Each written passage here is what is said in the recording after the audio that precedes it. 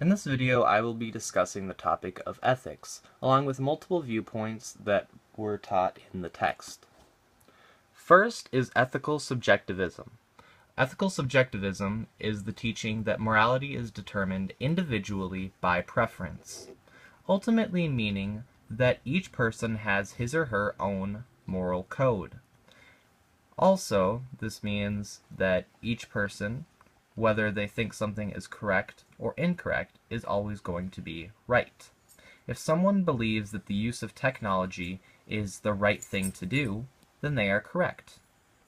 And because of this, there are no ultimate right or wrongs, or no moral code for anyone to follow, as each person has their own moral code that they create themselves. Now there's a couple problems with ethical subjectivism. First is that each person's judgments are always correct. Because each person creates their own moral code, they are always going to be correct. Now the only way to be wrong is to mistake your own feelings. If someone thinks that the use of technology is good, yet they say that it's bad to someone, then they are making the wrong statement, as they are mistaking their own feelings. Next is the fact that all moral actions are good and bad at the same time. Because each different person can have their own moral code, somebody may say that abortion is a good thing, while another person may say that abortion is a bad thing. Now, because each of these people are correct, their conflicting viewpoints are both true.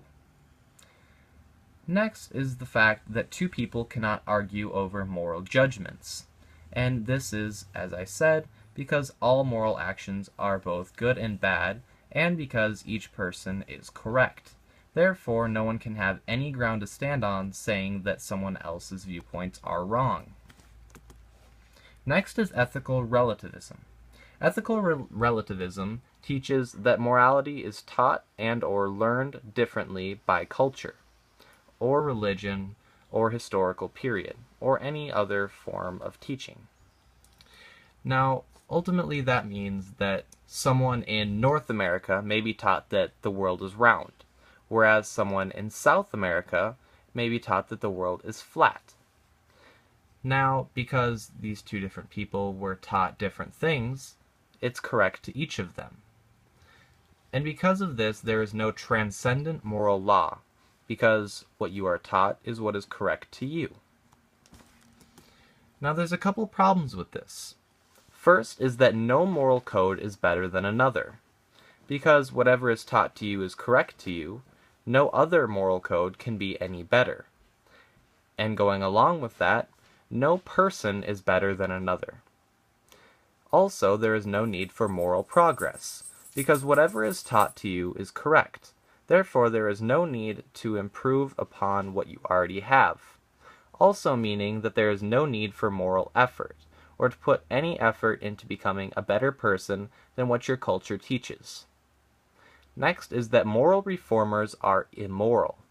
And this is because people who try to reform the moral laws that their culture teaches are being immoral because they are not following what their culture teaches.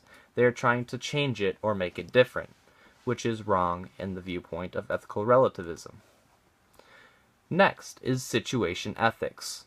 Situation Ethics was a book that was written by Joseph F. Fletcher in 1966. Situation ethics was the basis for the belief of situational ethics, the viewpoint. And situational ethics teaches that moral judgments are determined from the context of an act, meaning that punching someone in the face may be an immoral act. However, someone robbing a store should be punched in the face because that will stop them from stealing and or possibly harming other people. Now, in order to determine whether something is morally correct or incorrect, is to determine whether or not is the right or loving thing to do. And this is what Christianity teaches, to always do the loving thing. So it may not be the loving thing to punch someone in the face as you're walking down the street. However, it may be the loving thing to punch someone in the face when they're robbing a store so as to prevent someone from losing money or losing a life.